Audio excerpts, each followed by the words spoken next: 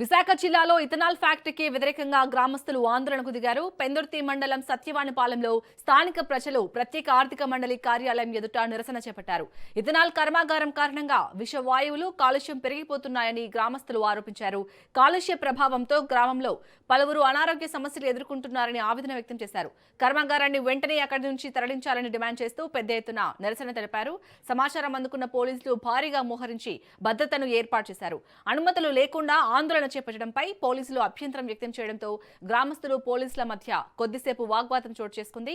తక్షణమే అధికారులు జోక్యం చేసుకుని సమస్యను పరిష్కరించాలని, లేకపోతే ఆందోళనను మరింత ఉధృతం చేస్తామని గ్రామ పెద్దలు హెచ్చరించారు.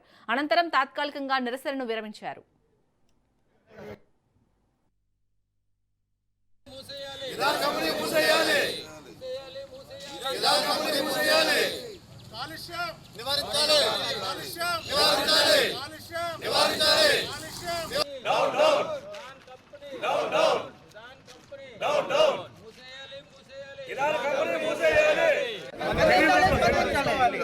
ప్రభుత్వ అధికారులు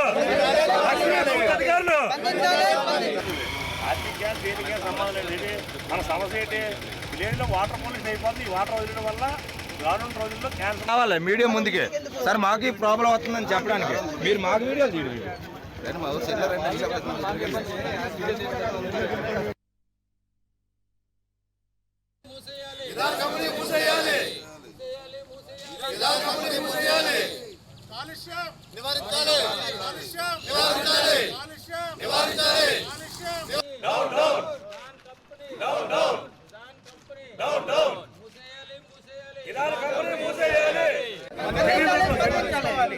ప్రభుత్వ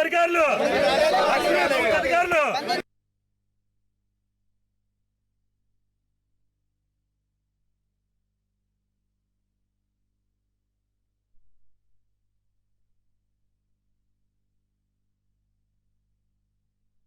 ఇప్పుడు ఏమవుతుందంటే నిన్న బాబుకి వొమిటింగ్ అవుతున్నాయి, మోషన్స్ కూడా అయింది.